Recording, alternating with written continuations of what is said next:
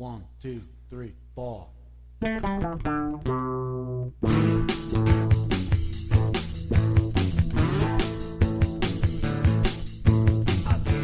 All I had to give, and I done the best I can.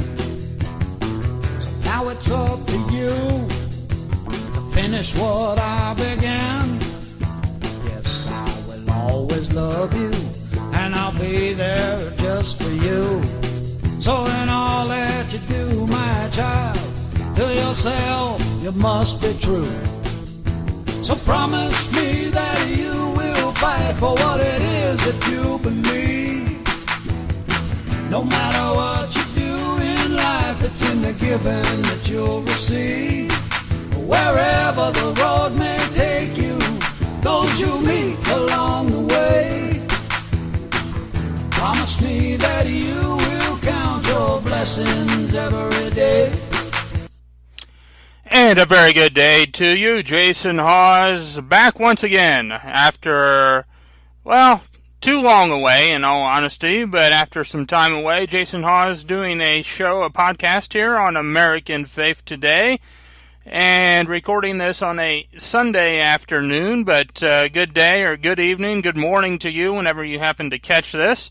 Hope you've all been doing well, you and your families and loved ones. Hope things have been going well for you. Hope, certainly, especially if you call yourself Christian and you're doing your best to follow God and follow Christ in this too oft-times messed up world that we're living in, that you certainly, in fact, I know that if you're doing your best, then you certainly should be receiving some of God's blessings without a doubt. But again, hopefully you've all been doing reasonably well anyway.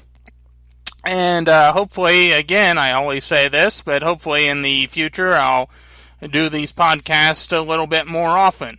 I just had some time today, although actually I could be, quite honestly, using that time in other ways, but I decided I would take some time and record one today. And wanted to record one. I'm going to do actually a different kind of show today than what I've done maybe ever, quite frankly.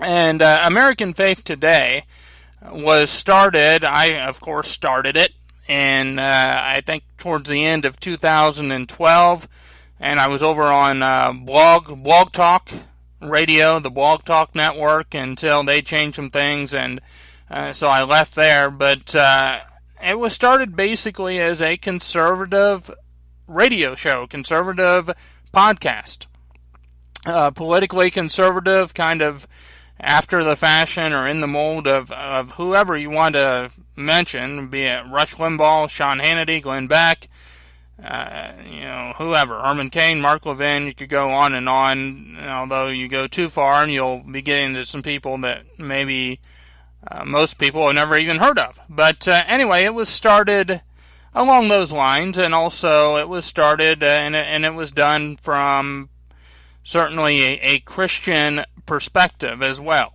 So, I mean, it was a conservative Christian show is how it was founded, how it was started when I decided to do this. And in that period of time, over the years, I've done shows very much on conservative political topics, or from a conservative political perspective.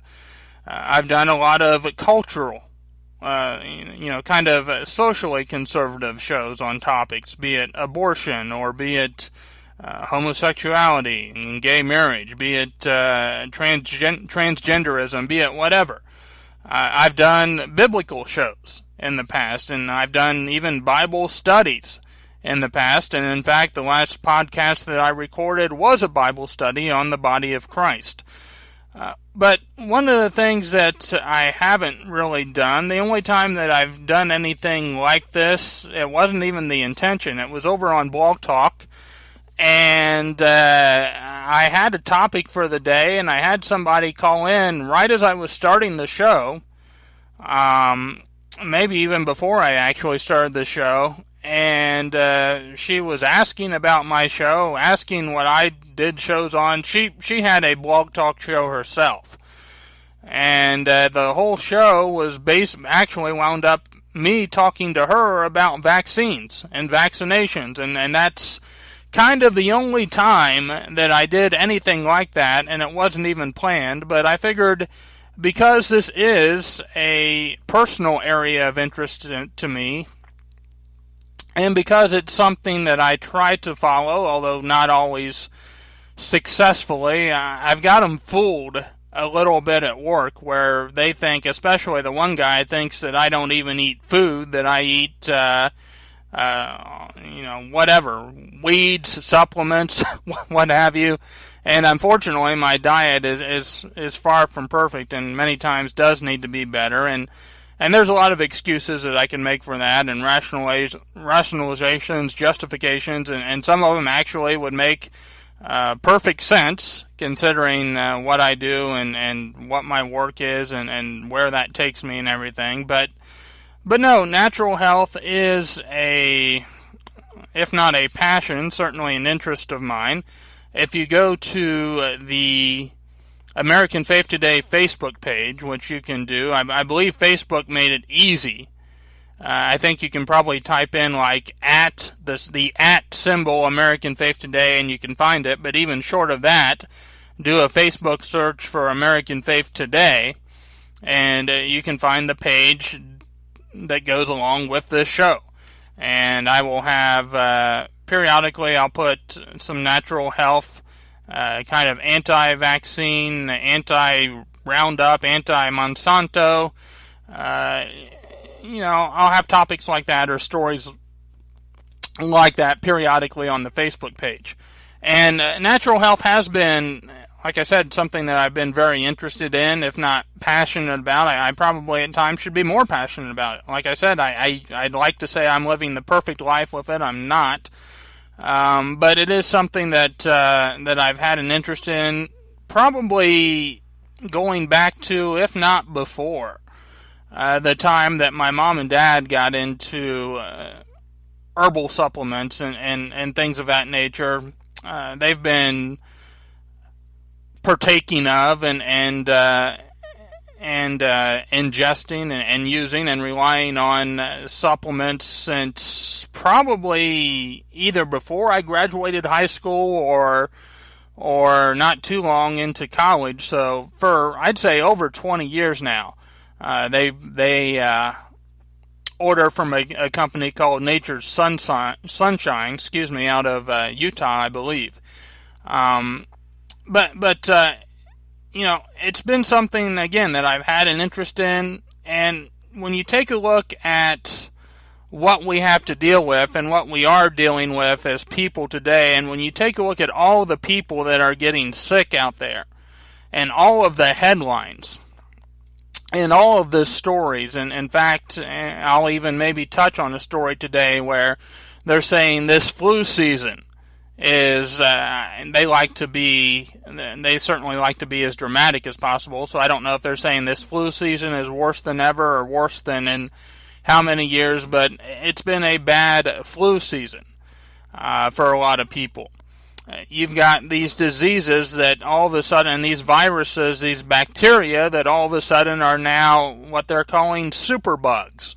And they're displaying resistance to the antibiotics that doctors have faithfully been prescribing and using for years and years and years, that are losing their effectiveness now at this point. You've got, and I don't have, folks, the statistics here in front of me, but I know obviously we still have a lot of people getting cancer, a lot of people getting heart disease, a lot of people getting diabetes, a lot of people having very, very serious illnesses at a time in which you would think and in which you would hope that medical science would have progressed to the point, or should have progressed to the point, in which we would maybe, say, for instance, have cured cancer or eradicated cancer, which I personally do believe there's a cure for cancer and more than one cure for cancer out there. But the medical establishment, which, by the way, doesn't necessarily take in your family doctor. For those of you who have a family physician you go to, he or she's probably very dedicated and does the best they can for your family's health. but the medical establishment and certainly the pharmaceutical industry at the top of the medical establishment has really, sadly, no interest in curing cancer, but they do have a sustained interest in selling the medically approved cancer treatments, which quite honestly and quite often are almost as bad, if not worse, than the disease itself in terms of the effect they have on people and making them sick. But we've got so many illnesses that seemingly are getting in some ways worse and worse. Obesity, of course, skyrocketing. Again, people's bodies just breaking down at a time in which, in the minds of many, it should be maybe the best time ever to live, versus whatever you want to call it, the Dark Ages or the medieval period or what have you, when people didn't have the kind of life expectancy even that we do today. But that's another thing. I saw that here in America, in the United States, while it's still 70-some years, that for the past couple years, I believe life expectancy has actually gone down. Not dramatically, but nevertheless, it's still concerning that again, we would have this decline now in life expectancy, in which, again, one would think with medical science we should be getting better and better instead of worse and worse. So then, what is the problem, or what are the problems? What are some of the solutions? And with this, I don't by no means claim to be an established expert. I always, with anything actually, would encourage people to do their own research, do their own investigating, and draw their own conclusions. But this, particularly in a 45-minute or so time period, not going to cover everything that could be covered anyway.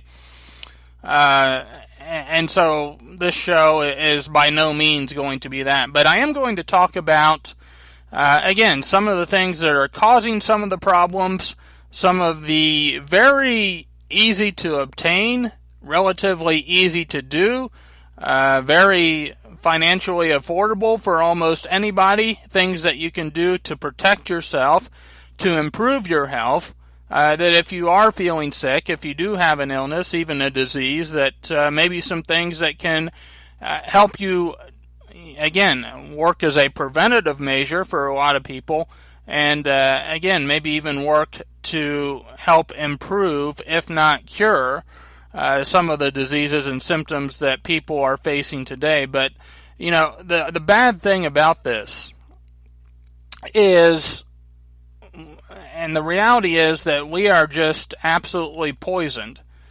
by what we eat, by what we drink, by what we breathe, by what we're around. And these are just some headlines, and I'll actually try to get into a few stories, at least touch on as well, but these are just some headlines, folks, and I could click down, I could scroll down, I could click on read more articles here, but these are headlines from naturalnews.com of just some of the things that we're dealing with. And actually, even this didn't even plan to talk about this, and I'm not going to get into the story. But you know, it goes along with the idea that what people and what the medical establishment, what the pharmaceutical establishment is selling and prescribing as medicine is causing as much damage as it is actually helping people. This, again, just the first headline, kind of drifting away, so I'm not going to spend a lot of time on it, but they're saying that the Las Vegas shooter, Stephen Paddock, was on a sedative, hypnotic, mind-altering psychiatric medication, according to his autopsy report. And we're finding this, of course, all the time. These people who engage in mass shootings, even though I have kind of some different theories still today on the Las Vegas shooting, but nevertheless, we find frequently these people that do these mass shootings, or were said to have done these mass shootings, were on all kinds of antidepressants, drugs supposedly for mental health that cause very, very serious side effects. Also, again, these are just headlines. why some people don't eat sushi, a 9-foot tapeworm removed from a man's rectum and